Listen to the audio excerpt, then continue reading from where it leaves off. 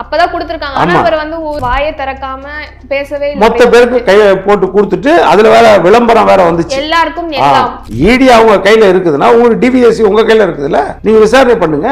விசாரணை பண்ணி என்ன உண்மை வெளியே கொண்டு வராங்க, எஃப்ஐஆர் பதிவு பண்ணுங்க. சீக்ரெட் எப்படி வெளியே போச்சு, அது யார் யார் மூலமா வெளியே போயிருக்கு, அப்போ எழுதுறவங்களுக்கு இது தெரிஞ்சிருக்குதா? இன்னொன்னு என்னன்னா, ஆள் மாறாட்டம் நடந்துச்சா சொல்லுங்க. நீங்க எதை நம்பி இருக்கிறீங்க? ஒண்ணு கூட்டணியை நம்பி இருக்கிறீங்க, ஆட்சியை நம்பி இருக்கிறீங்க, அதிகாரத்தை நம்பி இருக்கிறீங்க, பொருளாதார பணபலத்தை நம்பி இருக்கிறீங்க, இதைத்தான் நம்பி இருக்கிறீங்க. மக்களுக்கு செய்த சேவைகளை நம்பி இருந்தீங்களா? நீங்க அரசியல் பண்றோம், ஊழல் பண்றோம், இல்ல புகார் தெரிவிக்கிறோம், குற்றச்சாட்டு தெரிவிக்கிறோம், பிஜேபி அரசியல் உங்க அரசியல்னா பாதிக்கப்பட்டது இளைஞர்களா இல்லையா? உங்களுடைய கல்வி கடன் நாங்கள் வந்த உடனே ரத்து பண்ணுவோம். 10,000 கோடி கல்வி கடன் இருக்கு மாணவர்களுக்கு. நீங்க ரத்து பண்ணியிருக்கணுமா இல்லையா? அந்த 2.5% திமுக ஸ்டாலின் கொண்டு வந்திருந்தா 1000 மாணவர்கள் படிச்சிருப்பாங்க, இல்லை எம்பிபிஎஸ் ஆயிருப்பாங்கல்ல, எய்டட் ஸ்கூல் பிள்ளைகள். அதை நம்ம பால்படுத்தியாச்சு இல்லை. Q7 நேயர்கள் அனைவருக்கும் வணக்கம். இன்று நம்முடன் நேர்காணலில் இணைந்திருப்பவர் அரசியல் விமர்சகர் பொன் வில்சன் சார். சார் வணக்கம் சார். வணக்கம் சார். நேற்றைய தினம்ல இருந்து ரொம்ப பரபரப்பா பேசப்பட்ட விஷயம் வந்து பணி நியமன ஊழல் சார். இதுல இப்ப வரைக்குமே எஃப்ஐஆர் வந்து பதிவு பண்ணல, இது ஏன் சார்? இப்போ இந்த திராவிட முன்னேற்ற கழக அரசாங்கத்தை நினச்சா ரொம்ப படு மோசமாக படு கேவலமாக போயிட்டுருக்காங்க. ஏன்னா எல்லா துறையிலையும் ஊழல்ன்றது புறையோடி போய் கிடக்குது. நம்ம ஸ்டார்டிங்லேருந்து பார்க்குறோம், 2021 ஆரம்பத்துலேருந்து பார்க்குறோம். முதலாக செந்தில் பாலாஜி அவர்கள் விஷயம், அதுக்கப்புறம் டாஸ்மாக் ஊழல், அதுக்கப்புறம் செம்மண் குவாரிகளில் ஊழல், கனிம வள கொள்ளை. கனிம வள கொள்ளையெல்லாம் 4730 கோடி வந்து வரி வருமானம் மட்டுமே அரசாங்கத்துக்கு வரல. அப்போ லட்சக்கணக்கான கோடி ஊழல். இதற்கு நடுவில் இந்த கனிம வள கொள்ளையை ஒருத்தர் கண்டுபிடிச்சாருன்னு நெல்லையில் மொரப்பநாட்டில் ஒரு விஏஓ, கிராம நிர்வாக அலுவலகர், லூயிஸ் பிரான்சிஸ்ன்னு நினைக்கிறேன், அவரை வந்து அலுவலகத்திலே வச்சு கத்தியால் குத்தி கொலை பண்ணாங்க. அப்போது விஏஓ எல்லாம் என்ன கேட்டாங்க, எங்களுக்கு பாதுகாப்புக்கு துப்பாக்கி வேணும் அப்படின்னு கேட்டாங்க. அந்த நிலைமை இருந்துச்சு. அப்போது இது தொடர்ந்து பார்த்திங்கன்னா அதுக்கடுத்து பொன்முடி அவர்கள் ஊழல், இப்போ ஐ பெரியசாமி மேலே வழக்கு, தங்கம் தென்னரசு மேலே வழக்கு, லைனாக வந்து எல்லா துறையிலையும் இந்த மாதிரி பிரச்சனை இருக்குது. டிரான்ஸ்ஃபார்ம் வாங்குறதுல ஊழல். டிரான்ஸ்ஃபார்ம் வாங்குறதுல பார்த்திங்கன்னா கிட்டத்தட்ட 36 கம்பெனிகள் ஒரே ரேட்டை கோட் பண்ணியிருக்காங்க. டெண்டரில் பார்த்தீங்கன்னா ஒரே ரேட்டு 90 பைசா அப்படின்னா 90 பைசான்னு 36 பேரும் போட்டிருக்காங்க. அதில் வந்து எல்லாருக்கும் பிரித்து கொடுத்துருக்காங்க. நீங்கள் ஒரு 10 டிரான்ஸ்ஃபார்மர் வாங்குங்க, நீங்கள் ஒரு 5000 கொடுங்க, நீங்கள் ஒரு 10,000 கொடுங்க அப்படின்னு பிரித்து கொடுத்துருக்குது கவர்மெண்ட். அப்போ அதில் ஊழல். அதே மாதிரி பார்த்திங்கன்னா இந்த கழிவறை மெயின்டெனன்ஸ் கார்ப்பரேஷனில், அந்த மெயின்டெனன்ஸில் பார்த்திங்கன்னா கடந்த ஆட்சி காலத்திலலாம் வந்து 69 ரூபா என்னமோ இருந்துச்சு ஒரு நாள் மெயின்டெனன்ஸ் சார்ஜுன்னு இருந்துச்சுன்னு நினைக்கிறேன். இப்போ பார்த்திங்கன்னா 800 ரூபா. அப்போது அதில் ஆயிரக்கணக்கான கோடிகள் ஊழல் அப்படின்றது நம்மளுக்கு தெரியுது. அதேமாதிரி ரேஷன் பொருட்கள் வந்து டிரான்ஸ்போர்ட்டு லாரிகள் புக் பண்ணுறதுல வந்து அதில் வந்து மிகப்பெரிய அளவில் ஊழல் நடந்திருக்குது அப்படின்றது. இப்போ எல்லா துறையிலையும் இந்த மாதிரி பார்த்திங்கன்னா ஊழல்ன்றது எல்லா துறையிலையும் இருக்குது. ஆனால் இந்த அரசாங்கம் என்ன செய்யுதுன்னா, எந்த விசாரணை என்றாலும் உடனே உச்சநீதிமன்றத்துக்கு போய் அதுக்கு ஒரு ஸ்டே வாங்கிடுறாங்க. எங்கள் அதிகாரிகளை விசாரிக்கக்கூடாது, எங்கள் கலெக்டர்களையோ எங்கள் மாவட்ட நிர்வாக அலுவலர்களையோ விசாரிக்கக்கூடாது, கனிம வள கொள்ளை, டாஸ்மாக்னா அதோட ஊழியர்களை விசாரிக்கக்கூடாது இப்படின்னு சொல்லிட்டு எல்லா இடத்துலையும் வந்து உச்சநீதிமன்றம் போய் ஏதோ ஒரு தடையை வாங்கி வச்சுட்டு அதில் தான் இந்த ஆட்சி ஓடிட்டுருக்குது. ஒன்று வழக்குகளுக்கு வந்து இன்ட்ரீம் ஸ்டே, இடைக்கால தடை, அப்படி இல்லைன்னா ஜாமீன், முன்னாள் அமைச்சர்கள் மேலே இன்னாள் அமைச்சர்கள் மேலே ஜாமீன்.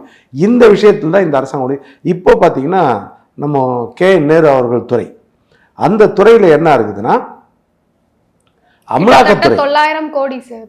ஆமாம், 888 கோடி. அதாவது இந்த அமலாக்கத்துறை எதுனா வேற வழக்குக்காக போனாங்க. அமலாக்கத்துறை எந்த ஒரு வழக்கு வந்து நேரடியாக வர முடியாது.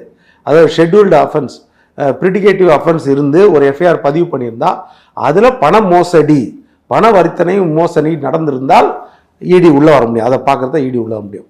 அப்படி இருக்கும்போது இடி என்னென்னா 2013 நேரு அவர்களின் தம்பி ரவிச்சந்திரன் அவர்கள் இந்தியன் ஓவர்சீஸ் பேங்க்கில் ஒரு 30 கோடி வாங்குறார்.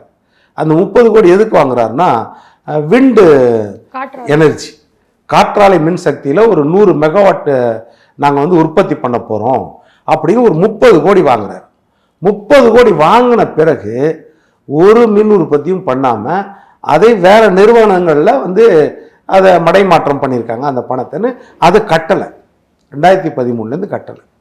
அப்போ அவங்களும் பொறுத்து பார்த்து தேசிய வங்கி வழக்கு போடுறாங்க. எப்போ 2021 தான் வழக்கு போடுறாங்க. அப்போ அந்த வழக்கில் இடி உள்ளே வருது.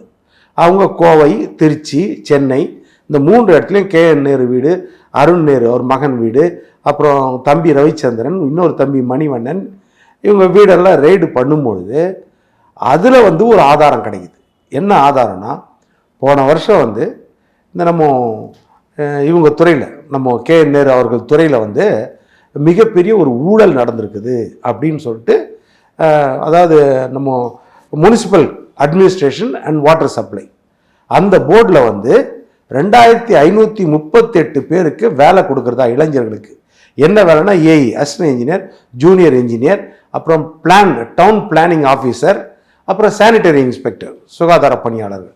இவர்களுக்கு மொத்தம் 2538 பணிக்கு வந்து வேலை அப்படின்னு விளம்பரம் கொடுத்து இது வந்து தேர்வு எழுதணும். எந்த தேர்வுனா அண்ணா யூனிவர்சிட்டி தேர்வு நடத்தும். அந்த அண்ணா யூனிவர்சிட்டி தேர்வை நீங்கள் எழுதணும். அதுக்கு 2 லட்சம் பேர் மனு போட்டிருந்தாங்க. தமிழ்நாட்டில் ஆண்களும் சரி, பெண்களும் சரி, இளைஞர்கள் எல்லாரும் 2 லட்சம் பேர் ஐயோ அரசு வேலை கிடைக்குமே அப்படின்னு மனு போட்டுருந்தாங்க. மனு போட்டு எழுதுனாங்க. எழுதின பேர் பார்த்தீங்கன்னா அந்த 2538 பேருக்கு ஒரு அப்பாயின்மெண்ட் கொடுத்தாங்க. அதில் வெளிப்படைத்தன்மை பெருசாக கிடையாது. எந்த விதத்தில் எப்படி தேர்ந்தெடுத்தாங்கன்னு தெரியாது. அப்போது இந்த விசாரணை இடி ரெய்டு பண்ணும்போது அங்கே சில டாக்குமெண்ட்ஸ் கிடைக்குது. 25 லட்சத்துலேருந்து 35 லட்சம் லஞ்சம் வாங்கிட்டு இந்த வேலை கொடுத்துருக்குறாங்க அப்படின்னு அங்கே எடுக்கிறாங்க. ஒரு 150 தரவுகளை அங்கேருந்து எடுக்கிறாங்க. அந்த 150 தரவுகளில் வந்து அரசு அதிகாரிகள், அப்புறம் நம்ம அரசியல்வாதிகள், அவங்க தெரிஞ்சவங்க, சொந்தக்காரங்க, அலுவலர்கள், இவங்க எல்லாம் வந்து வாட்ஸ்அப்பில் பேசுனது, வாட்ஸ்அப்பில் மெசேஜ் பண்ணது, யாருக்கு என்ன பணம், யாருக்கிட்ட வாங்குறது, என்ன ஏது, அந்த பேர்கள் இந்த லிஸ்ட்டில் இருக்குது. இதெல்லாம் எடுத்து பார்த்தா கிட்டத்தட்ட ஒரு ஆளுக்கு 35 லட்சம்னா 888 கோடி இதில் லஞ்சம் வாங்கப்பட்டிருக்கிறது அப்படின்னு தெரிஞ்சு அவங்க என்ன செய்கிறாங்கன்னா, இடி வந்து இது உடனே பண்ணல. இது எப்போ பண்ணாங்க? போன ஏப்ரலில் ரெய்டு. இப்போ எத்தனை மாதம் ஆச்சு? இத்தனை மாதமும் அவங்க வாட்ஸ்அப் காலெல்லாம் சேஸ் பண்ணி அதில் இருக்கிற உண்மைகளெல்லாம் எடுத்து அந்த டாக்குமெண்ட் எல்லாம் கோயின்சைடு பண்ணி இதன்லேருந்து எங்கெல்லாம் பணம் போயிருக்குது, யாருக்கிட்டன்னு யாருக்கு அவாலா வந்திருக்குது, எப்படி திருப்பி ரிட்டர்ன் ஆகுது, இதெல்லாம் ரீசனே இல்லாமல் பண பரிவர்த்தனை நடந்திருக்குது. அப்போ இந்த பண பரிவர்த்தனை அதை ரெண்டையும் நாங்கள் இணைச்சி பார்க்கும்போது யார் யாருக்கு அப்பாயின்மெண்ட் போட்டிருக்கிறாங்களோ அவங்க த்ரூவில் இது வந்திருக்குது. யார் அப்பாயின்மெண்ட் போடுற கெப்பாசிட்டியில் இருக்கிறாங்களோ அவங்களுக்கு போயிருக்குது மடைமாற்றப்பட்டு. இதை தெளிவாக எடுத்து தான் 232 பக்க அறிக்கையை புகார் மனுவாக கொடுத்துருக்குறாங்க. இடி எதுக்காக புகார் மனு கொடுத்துக்கலாம்? அவங்களே ரெய்டு பண்ணலாமே, அவங்களே வழக்கு போடுறாங்கன்னா இடி வந்து டைரெக்டாக வந்து வழக்கு போட முடியாது. ஏதோ ஒரு வழக்கில் தான் அவங்க உள்ளே வர முடியும், பண மோசடி PMLA ஆக்ட் பிரகாரம். ஆனால் அவங்க செக்ஷனில் ஒன்று இருக்குது. இந்த PMLA ஆக்ட் பண மோசடி வழக்கில் என்ன செக்ஷன் இருக்குதுன்னா செக்ஷன் 66(2) ஒன்று இருக்குது.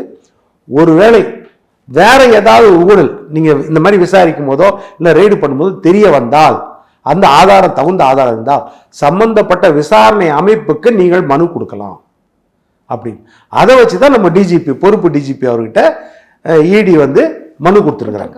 ஐயா இந்த டாக்குமெண்ட்ஸ் எல்லாம் எடுத்துருக்குறோம், நாங்கள் ஏகப்பட்ட எவிடன்ஸ் இருக்குது, மிகப்பெரிய ஊழல் நடந்திருக்குது, 2 லட்சம் இளைஞர்களை, தமிழ்நாட்டு இளைஞர்களை ஏமாற்றி இருக்கிறார்கள். அவங்கள ஆசையை தூண்டி அவங்க படித்து கஷ்டப்பட்டு பரீட்சை எழுதுனா அந்த பரீட்சையோட பலன் அவங்களுக்கு போய் சேரல. திறமை உள்ளவங்க தானே சார் இதில் பாதிக்கப்படுறாங்க. திறமை உள்ளவங்க தான் பாதிக்கப்படுறாங்க. அப்போ எவ்வளோ பெரிய மோசடி இது. அப்போ இதில் 3 விதமான மோசடி. ஒன்று ஊழல் நடந்திருக்குது. 2வது விஷயம்னா எக்ஸாமினேஷனில் மால் ப்ராக்டிஸ் நடந்திருக்குது இந்த தேர்வில். 3வது பண பரிவர்த்தனை, பண மோசடி பரிவர்த்தனை, ஹவாலா மோசடி. 3 விதத்திலேயே நீங்கள் வழக்கு போடலான்னு அவங்க செக்ஷன் முதற்கொண்டு சொல்லி அவங்க பரிந்துரை பண்ணிக்கிறாங்க டிஜிபிக்கு. இந்த மாதிரி இது உடனே நடவடிக்கை எடுங்க அப்படின்னு. ஊழல் அப்படின்னா 35 லட்சம் வரைக்கும் லஞ்சம் வாங்கப்பட்டிருக்கிறது இந்த துறையில். 2வது அந்த அண்ணா பல்கலைக்கழகம்னாலே இந்த ஆட்சிக்கு ஒரு பெரிய பிரச்சனை. ஏற்கனவே அண்ணா பல்கலைக்கழகத்தான் ஒரு மாணவிக்கு பாலியல் வன்கொடுமை நடத்தப்பட்டது நம்மளுக்கே தெரியும். அப்போது இந்த அண்ணா பல்கலைக்கழகம் நடத்துகிற தேர்வில் இதில் வந்து எப்படி வந்து கொஸ்டின்ஸோ இல்லைன்னா அந்த இது எக்ஸாம் அமைப்போ சீக்ரெட் எப்படி வெளியே போச்சு, அது யார் யார் மூலமா வெளியே போயிருக்கும். அப்போ எழுதுறவங்களுக்கு இது தெரிஞ்சிருக்குதா? இன்னொன்னு என்னன்னா, ஆள் மாறாட்டம் நடந்துச்சா? இல்ல ஆல்ரெடி இப்படி ஒரு எக்ஸாமே பிளான் பண்ணி பண்ண மாதிரி கூட இருக்கலாம். அதுதான் சொல்றேன், எல்லாமே பிளான் பண்ணி நீங்க சும்மா நேம் சேர்க்கி எக்ஸாம் நடத்துனீங்களா அப்படின்றது. ஆமா, அதுல வந்து இல்ல ஆள் மாறாட்டம் நடந்துச்சா, அப்படி இல்லைன்னா பேப்பர்ல மார்க் மாத்தப்பட்டுச்சா, மார்க் மேனிபுலேஷன் பண்ணப்பட்டுச்சா, அப்படி இல்லைன்னா பேப்பரே மாத்தப்பட்டதா, எழுதின பேப்பரே, அப்படி இல்லைன்னா பேர்கள் மாற்றப்பட்டதா. இப்போ ஒருத்தர் எழுதியிருக்காரு மணிவண்ணன், நல்லா எழுதியிருக்காரு, அந்த மணிவண்ணன் பேர் எடுத்துட்டு அந்த இடத்துல குமரவேல்னு ஒரு பேரை போட்டா எப்படி தெரியும்? தெரியாது. குமரவேல் ஜெயிச்சு வெற்றி பெற்றிருக்காருன்ற மாதிரி. அந்த மாதிரி இது எல்லாம் வந்து நீங்க ஆராயணும், இதெல்லாம் விசாரிக்கணும். ஏன்னா இதுல எங்களுக்கிட்ட எவிடன்ஸ் இருக்குது அப்படின்னு ஈடி கொடுத்துருக்குது. இது எவ்வளவு மிகப்பெரிய மோசடி, யோசிச்சு பாருங்க. தமிழ்நாட்டில் வந்து நீங்க தேர்தல் அறிக்கையில் திமுக என்ன சொல்லிச்சு? இந்த அப்பாயின்மெண்ட் லெட்டர் கூட முதல்வர் அவர்களோட கையால தான் சார் கொடுத்திருக்காங்க. இப்போ ஜூன் 6ஆம் தேதி அப்பதான் கொடுத்திருக்காங்க. ஆனா அவர் வந்து வாயை திறக்காம பேசவே இல்லை. மொத்த பேருக்கு கையை போட்டு கொடுத்துட்டு அதுல வேற விளம்பரம் வேற வந்துச்சு, எல்லாருக்கும் எல்லாம் அப்படின்னு விளம்பரம் போட்டு நாங்க பாருங்க வேலை வாய்ப்பை பெருக்கி கொடுத்துட்டோம் மக்களுக்கு அப்படின்னு போட்டிருந்தாங்க. ஆனா இது மொத்தம் என்ன ஆயிருக்குது? லஞ்சத்தால நடந்திருக்குது, ஊழலால நடந்திருக்குது.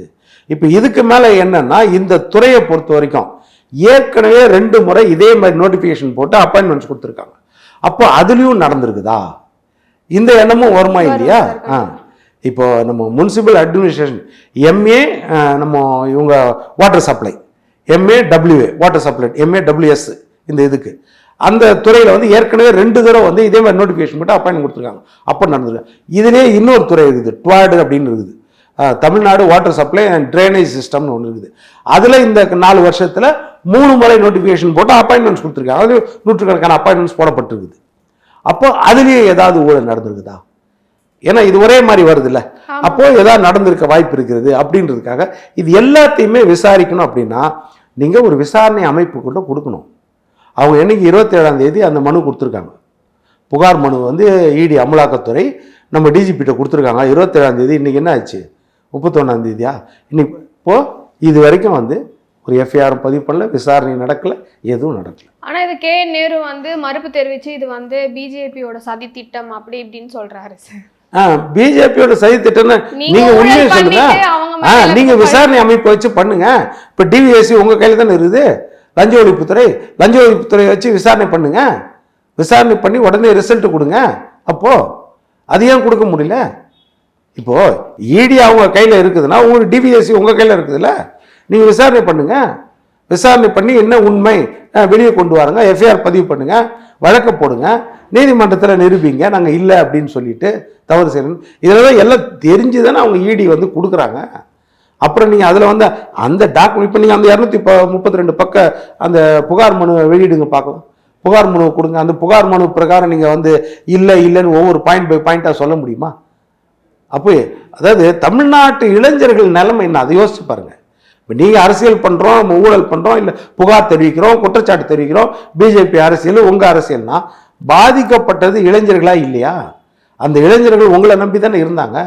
அப்போ இன்னைக்கு வேலை வாய்ப்பு அவங்களுக்கு கிடைக்கும்னா யார் வந்து திறமையானவர்களோ அவங்களுக்கு கிடைக்காம யார் பணத்தில் பலமாக இருக்கிறாங்களோ அவங்களுக்கு வேலை கிடைச்சிருக்குதுன்னா அது எவ்வளோ பெரிய மோசடி, எவ்வளோ பெரிய ஊழலாக இருக்கும். இப்போ பணம் கொடுக்க முடியாதவங்களாம் படிப்பை மட்டும் தானே சார் நம்பியிருக்காங்க. அப்போ அவங்களோட வாழ்வாதாரம் கேள்விக்குறியா தானே சார் இருக்குது தமிழ்நாட்டில். ஆமாம், எவ்வளவு கஷ்டம். இந்த அரசாங்கத்தை பொறுத்த வரைக்கும் அதுதான் பெரிய சிக்கல். இப்போ நீட் ரத்துனாங்க, அனிதா மரணம்னாங்க, எவ்வளவு அரசியல் பண்ணாங்க. இன்னைக்கு 20-30க்கு மேலே இந்த 4 வருஷத்தில் நீட் எக்ஸாமுக்கு மரணம் நடந்திருக்குது. எந்த மாணவ மாணவியை இவங்க போய் பார்த்தாங்க? எந்த அனிதாவை போய் பார்த்தாங்க? பார்க்கல. சரி, அதுதான் எடப்பாடியார் என்ன செய்தார்? அந்த நீட்டுக்காக உச்சநீதிமன்றத்தில் போராட்டம் பண்ணுறோம், அது வேற விஷயம். இன்னொரு பக்கம் இந்த மாணவர்களை அற்ப காரியத்துக்காக, அரசியலுக்காக இவங்களுடைய உற்சாகத்தை குறைக்கக்கூடாதுன்னு நீட்டு தேர்ச்சி பயிற்சி மையம் நிறைய இடத்துல ஆரம்பிச்சுட்டு என்ன செய்தார்? அரசு பள்ளி மாணவர்களுக்கு 7.5% இடஒதுக்கீடு கொண்டு வந்தார். அது எவ்வளவு, அதாவது பெரிய பெரிய கொடுத்த தனியார் நிறுவனங்கள் தான் வந்து எம்பிபிஎஸ் கோர்ஸ் நடத்துகிறாங்க. நிறைய தனியார் நிறுவனங்கள் அவங்க கோடிக்கணக்காக பணம் வாங்கணும், அப்போ தான் மெயின்டைன் பண்ண முடியும். அப்போ அவங்ககிட்ட எந்த அளவுக்கு எதிர்ப்பு இருக்கும் யோசிச்சு பாருங்க. அந்த எதிர்ப்பெல்லாம் மீறி தானே 7.5% கொண்டு வந்தார். 2018க்கு முன்னாடி வரைக்கும் அரசு பள்ளி மாணவர்கள் +2 மார்க் அடிப்படையில் பார்த்தீங்கன்னா 7 பேர் வருஷத்துக்கு சேருவாங்க அரசு பள்ளியில் படித்தவங்க எம்பிபிஎஸ்க்கு கவுன்சிலிங்கில் வரணுன்னா அவங்களுக்கு அதுக்கு மேலே முடியாது, அவ்வளோதான் 7 பேர் 8 பேர் அதிகபட்சம். ஆனால் எடப்பாடியார் கொண்டு வந்த முதல் வருஷமே 516 பேர் சேர்ந்தாங்க.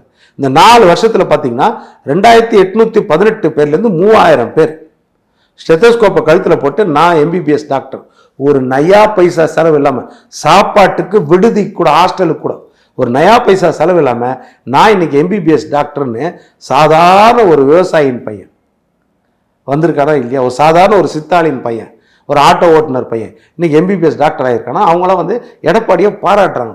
ஏன்னா அந்த பணம் வந்து வேலை வாய்ப்பிலையோ படிப்பிலையோ சுகாதாரத்திலையோ லஞ்சம்ன்றது என்னைக்குமே இருக்கக்கூடாது அப்படின்றத அவர் தெளிவாக கொண்டு வந்தார்ல கவுன்சிலிங்கில்.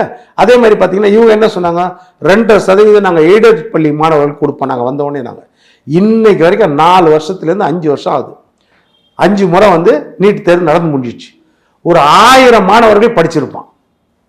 அந்த 2.5% திமுக ஸ்டாலின் கொண்டு வந்திருந்தா 1000 மாணவர்கள் படிச்சிருப்பானா இல்லை, எம்பிபிஎஸ் ஆயிருப்பாங்கல்ல எய்டட் ஸ்கூல் பிள்ளைகள். அதை நம்ம பால்படுத்தியாச்சு இல்லை. அப்போ அது எங்கே கொண்டு வந்தீங்க? இப்போ +2 மாணவர்களுக்குமே லேப்டாப்ன்ற திட்டம் அம்மா எடுத்துகிட்டு வந்தாங்க. அதையும் நிறுத்திட்டு நாங்கள் வந்து டேப் தரோம் அப்படின்லாம் சொன்னாங்க. அது கூட இப்போ வரைக்கும் ஆட்சிக்கு வந்து கிட்டத்தட்ட 5 வருஷம் முடிய போகுது, இப்போ வரைக்கும் அதை பற்றி ஒன்றுமே அவங்க சொல்லவே இல்லை சார். இவங்க எல்லா துறையிலையும் அந்த சதுரங்க வேட்டை மாதிரி தான்மா, ஆசையை தூண்டி நீங்கள் ஓட்டை வாங்கிடலாம் அப்படின்ற மாதிரி தான். இது அரசு ஊழியர்களா பழைய பென்ஷனை கொடுக்குறேன், ஆசிரியர்களா உங்களுக்கு நிரந்தர வேலை கொடுக்குறேன், மருத்துவர்களா செவிலியர்களா உங்கள் வேலையை வந்து நான் நிரந்தரம் பண்ணுறேன், இப்படி தான் மீனவர்களா உங்களை வந்து கடலாடிகளை நான் பழங்குடியினர் சேர்க்கிறேன், மாணவர்களா உங்களுக்கு கல்வி கடனை ரத்து பண்ணுறேன். தேர்தல் அறிக்கையில தெளிவாக கொடுத்துருக்காங்களே 159 தேர்தல் அறிக்கையில் உங்களுடைய கல்வி கடன் நாங்கள் வந்த உடனே ரத்து பண்ணுவோம். 10,000 கோடி கல்வி கடன் இருக்குது மாணவர்களுக்கு. இன்னைக்கு ரத்து பண்ணியிருக்கணுமா இல்லையா? ரத்து பண்ணி தேசிய வங்கியில் இவங்க கட்டியிருக்கணுமா இல்லையா அரசு? இது வரைக்கும் அதை கண்டுக்கவே இல்லை. அதே மாதிரி ஜெயலலிதா அம்மா வந்து லேப்டாப் கொடுத்தாங்கன்னா லேப்டாப் அவங்க சாதாரணமாக கொடுக்கல, ஒரு உளவியல் ரீதியான ஒரு விஷயம் அதில் இருக்குது. என்ன அப்படின்னா அப்போ வந்து விஞ்ஞான வளர்ச்சி பெரிய அளவில் கிடையாது, ஒரு +1 +2 அந்த பருவத்தில் விடலை பருவத்தில் உங்கள் கையில் லேப்டாப் வந்துருச்சுன்னா விஞ்ஞான உலகமே என் கையில் வந்துருச்சுன்னு அவங்களுக்கு பெருமையாயிடும். அந்த பிள்ளைகளுக்கு, அந்த மாணவ மாணவிகளுக்கு அவங்களுக்கு என்ன உற்சாகம் ஆகிடும். அப்போ அம்மாவோ அப்பாவோ கஷ்டப்பட்டா கூட என்ன சொல்லுவாங்கன்னா, நான் காலேஜ் படிக்கணும், எப்படின்னா கடன் வாங்கி என்னை சேர்த்துக்கிடு, ஏன்னா என் கையில் லேப்டாப் இருக்குது, உலகம் என் கையில் வந்துருச்சு, நான் படிக்கணும். இப்போ அப்போ உளவியல் ரீதியாக அந்த படிப்பு ஒன்று வருதா? அடுத்தது முடியாதவங்களுக்கு அது ஒரு லேப்டாப் வாங்கணும்ன்றது ஒரு கனவா போயிடுதுல சார். இப்போ எவ்வளவு பெரிய விஷயம். ஆனா இன்னைக்கு இவங்க என்ன செய்யறாங்கன்னா அந்த 30,000 40,000 லேப்டாப் கொடுக்கறதுக்கு பதில் மாசம் அதே மாதிரி 10,000 ரூபாய் கடன், அதை தள்ளுபடி பண்றதுக்கு பதில் அரசு பள்ளியில தமிழ் வழியில படிச்சா உங்களுக்கு மாசம் 1000 ரூபா நீங்க காலேஜில் சேர்ந்தா தரேன். இது வந்து ஒரு பெரிய வரப்பிரசாதமா? நீங்க 1000 ரூபா கொடுங்க, ஆனா 10,000 ரூபா கடனை தள்ளுபடி, 10,000 கோடி கடனை தள்ளுபடி பண்ணுங்க, லேப்டாப் அவங்க கையில் கொடுங்க. நீங்க என்ன தேர்தல் அறிக்கையில் என்ன கொடுத்தீங்க? அதாவது மாணவ மாணவிகளுக்கு எடப்பாடியார் அரசாங்கம் லேப்டாப் கொடுக்குறாங்க, நாங்க வந்தா அதை கை கணினியா கொடுப்போம். அவங்க சொன்னாங்களா இல்லையா? டேபா கொடுப்போம், 10 GB டேட்டாவோட இலவசமா கொடுப்போம். இன்னைக்கு வரைக்கும் கொடுக்கல. சைக்கிளே மற்ற பேர்கள் கொடுக்கல நிறைய பேருக்கு. இப்போ இதெல்லாம் வந்து அவங்களுக்கு மோசடி பண்ற மாதிரி தானே அர்த்தம். அப்போ இது எல்லாமே இந்த அரசாங்கத்தை பொறுத்த வரைக்கும் ஒரு பக்கம் பார்த்தீங்கன்னா தேர்தல் வாக்குறுதி எதையும் நிறைவேற்றலை, முழுமையாக நிறைவேற்றவே இல்லை. அடுத்தது பார்த்தீங்கன்னா சட்டம் ஒழுங்கு பிரச்சனை, லஞ்சம் பிரச்சனை, ஜாதி பிரச்சனை, அதுக்கப்புறம் போதைப் பொருட்கள் நடமாட்டம், இது எல்லாமே எல்லா பக்கம் இருக்குது. இன்னொரு பக்கம் நிர்வாக கோளாறால இந்த பக்கம் பார்த்தீங்கன்னா ஊழல், எல்லா துறையிலையும் கட்டுப்பாடற்ற ஊழல். செந்தில் பாலாஜி இவர் தான் சொன்னார் 1ஆம் நம்பர் கொள்ளையடிக்கிறவன் சொல்லிட்டு இன்னைக்கு அதே செந்தில் பாலாஜி அதே வழக்கில் என்ன சொல்றாரு, தியாகி உன் தியாகம் பெரிது, உன் உறுதி அதை விட பெரிதுன்றாரு. கொஞ்சமாக யோசிச்சு பேச வேண்டாமா? இன்னைக்கும் அப்படிதான். இப்போ நேரு வழக்கு, இது நாளைக்கு கண்டிப்பா இது நீங்க வழக்கு அவங்க தொடுக்கல்னா கூட யாருனாலும் ஒரு பொதுநல வழக்கு தொடுத்தாவது எஃப்ஐஆர் ஃபைல் பண்ண சொல்லுவாங்க. இது அவங்க தலைக்கு மேலே தொங்குற கத்தி தான். அப்போ என்ன செய்யணும், இப்போ நேரு அவர்களை அமைச்சர் பதவியில் எடுத்துடணும். நீங்க அது நிரபராதி நிரூபிச்ச பிறகு வாங்க, இப்போதுக்கு அவசியம் இல்லை. ஆனா இப்போ எலெக்ஷன் வருதுன்றதுக்காக அந்த கேஸ் அப்படியே நிலுவையில் வச்சுட்டு எலெக்ஷன் முடிஞ்சதுக்கு அப்புறம் தானே சார் மறுபடியும் எப்படியோ அந்த கேஸை வச்சு வாதாடுவாங்க. இல்ல, மக்கள் இன்னைக்கு நம்புறாங்கல்ல, மக்கள் வந்து இந்த குற்றம் நடந்திருக்கும், இந்த குற்றச்சாட்டு உண்மையா தான் இருக்கும்னு மக்கள் நம்புறாங்கல்ல. அப்ப நீங்க எப்படி ஓட்டு வாங்குவீங்க? சொல்லுங்கள்.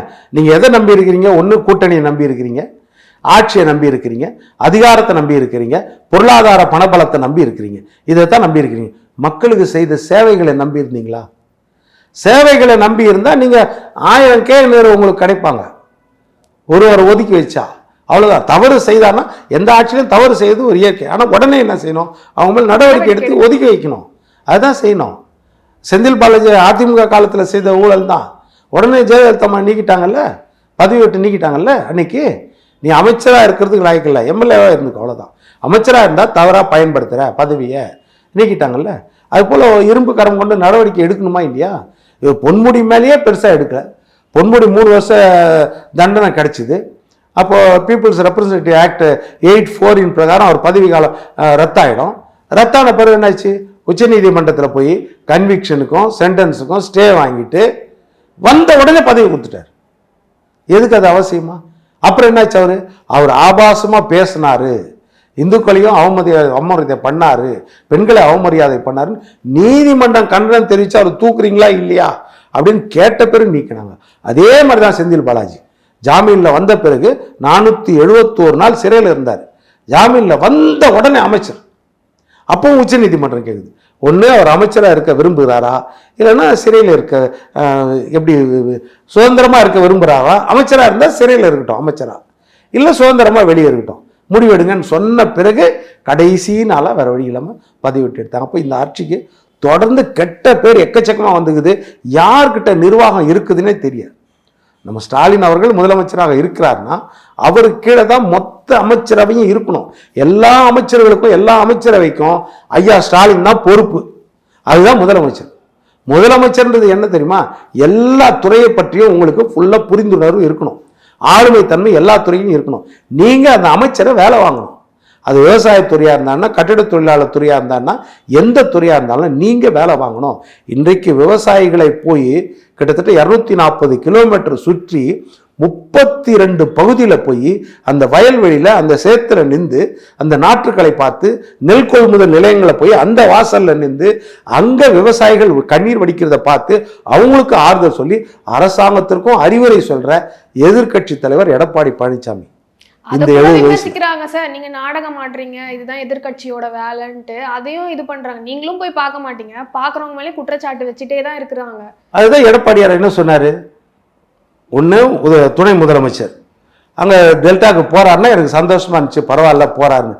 அப்புறம் பார்த்தா அங்கே அவர் நெல் கொள்முதல் நிலையங்களுக்கோ விவசாய நிலையத்தையோ கழனியிலையோ அங்கே போய் நிற்காம இவர் எங்கே செய்கிறாரு? லாரியில் சரக்கு அந்த மூட்டைகள்லாம் ஏற்றுறத பார்த்தா அது 20 நாளாக நடந்துட்டு இருக்குது. அதை சரியாக நடக்குதான்னு பார்த்துட்டு வந்துட்டார். அப்போ அந்த விவசாயிகளின் கஷ்டத்தை பார்க்குற இடத்துல நீங்கள் போய் நிற்கணுமா இல்லையா? அப்போ தான் தெரியும். ஏட்டில் எழுதுகிறாங்க, இந்த நெல் கொள்முதல் நிலையத்தில் நாங்கள் 2000 வாங்குறோம் 3000 வாங்குறோம். அங்கே போய் நின்றா தான் தெரியுது. ஒரு நாளைக்கு 600 தான் போகுது, இன்னொரு நாள் 2000 போகுது, அடுத்த நாள் 300 தான் போகுது. 2 கிலோமீட்டர் நீளத்திற்கு நெல் ரோட்டில் கொட்டி கிடக்குது. வெயிட் பண்ணுறான் விவசாயி, வாரக்கணக்கில் 20 நாட்களில் வெயிட் பண்ணுறான். அங்கே களத்தில் போய் பார்த்தா தானே தெரியும். விவசாய பெண்மணி கூட இப்ப சொல்லியிருந்தாங்க, இந்த மாதிரி அறுவடை நாங்க பண்ணல. அது கூட என்ன சொல்றாங்க, அவங்க பொய் சொல்றாங்கன்னு விவசாய மேலே குற்றச்சாட்டு. அந்த விவசாயி அம்மா எவ்வளவு மனவேதனையோட சொல்றாங்க. அவங்க என்ன சொல்றாங்க? 5 ஏக்கர் நிலம், நான் எங்க பொய் சொல்லணும்? எங்க வயிற்றுச்சிலே உலகமே பார்த்து எங்க வயிற்றுச்சில சிரிக்குது. நாங்க கஷ்டப்பட்டுன்னு இருக்கிறோம், கண்ணீர் வடிக்கிறோம். 5 ஏக்கர்ல நான் நெல் போட்டேன். நெல் போட்ட பிறகு தீபாவளிக்கு 1 வாரம் முன்னாடி அறுவடைக்கு வந்துருச்சு. ஆனா இங்க நெல் கொள்முதல் நிலையங்கள்ல என்ன சொன்னாங்கன்னா, இப்ப நாங்க ப்ரொக்யூர் பண்ணல, இப்ப பண்றதுக்கு லேட் ஆகும், ஏற்கனவே இருக்கிறவங்க இருக்கிறாங்க, அதனால இப்ப நீங்க கொஞ்சம் அறுவடை பண்ண வெயிட் பண்ணுங்கன்னா 1 வாரம் வெயிட் பண்ண நான் அறுவடை பண்ணாம அந்த நேரத்துல மழை பயிர் சாஞ்சிருச்சு. இது தவறு யாருது? நெல் கொள்முதல் நிலையம் தானே, அந்த கிடங்கு தானே, அவங்க தவறு தானே. அப்புறம் நீங்க அங்க வயல்லே இருந்துச்சு, அந்த நெல் சாஞ்சிருச்சு, அது முளைச்சிருச்சு அப்படின்னா அது முளைச்சதுக்கு காரணம் அந்த மாதிரி தெளிவா சொல்றாங்க. எங்களுக்கு எல்லாம் தெரிஞ்சுதான் நாங்கள் சொல்கிறோம். அவங்க கொடுத்த அழுத்தத்தில் தான் நாங்கள் அறுவடை பண்ணாமல் அப்படியே வச்சுருக்கோம். ஏன்னா அறுவடை பண்ணி ரோட்டில் போட்டுட்டு இரவும் பகலில் நாங்கள் நிற்கணுமே, எப்படி நிற்கிறது? அந்த கஷ்டத்தில் நாங்கள் இருக்கிறோம். எங்களை நீங்கள் இந்த மாதிரி நாங்கள் பொய் சொல்கிறோன்னு சொல்கிறீங்களே, எங்கள் வேதனையிலையும் நீங்கள் குளிர்காய நினைக்கிறீங்களே, நியாயமானு கேட்குறாங்க. இது உண்மை தானே, நியாயம் தானே? சரி, நம்ம இவர் ஸ்டாலின் ஐயா என்ன செய்தார்? கரூர் சம்பவத்துக்கு என்ன செய்தார்? நைட்டு 1 மணிக்கு விமானத்தில் கிளம்பி போனாரா? 1 மணிக்கு போய் பார்த்தார்ல.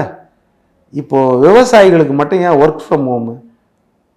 அந்த நாற்று, அந்த முளைச்ச நெல் எல்லாத்தையும் அந்த அதிகாரிகள், சீஃப் செக்ரட்டரி எல்லாருமே எடுத்துகிட்டு வந்து எங்கே கொடுக்குறாங்க? செக்ரட்டரியேட் தலைமைச் செயலகத்தில் அவர் ஆஃபீஸில் டேபிள் மேலே நியூஸ் பேப்பரை போட்டு அது மேலே வைக்கிறாங்க. ஐயா பாருங்கன்னு. அதில் என்ன பார்த்து என்ன தெரிய போகுது? இது ஃபோட்டோ எடுக்கிறது, அவ்வளோதான். களத்தில் போய் பார்க்கணும் இல்லை, 4-5 விவசாயிகிட்ட பேசணும் இல்லை, இல்லை விவசாய சங்கங்கள்கிட்ட பேசணும் இல்லை. அப்போ தானே என்ன பிரச்சனைன்னு தெரியும். எல்லா ஆட்சியிலையும் பிரச்சனை வரதான் செய்யும். அதாவது எல்லா ஆட்சியிலும் எல்லா நெல் கொள்முதல்களையும் எல்லா கடன்களையும் ஒரே நேரத்தில் பர்ச்சேஸ் பண்ணுவேன். ஏதோ 1-2 இடத்துல தவறு நடக்கும், 1-2 இடத்துல சுணக்கமாக இருக்கும். இதில் என்னென்ன மொத்த இடத்துலையுமே அப்படி இருக்குதா பெரும்பாலான இடத்துல? அப்போ நீங்கள் என்ன நடவடிக்கை எடுக்கிறீங்க?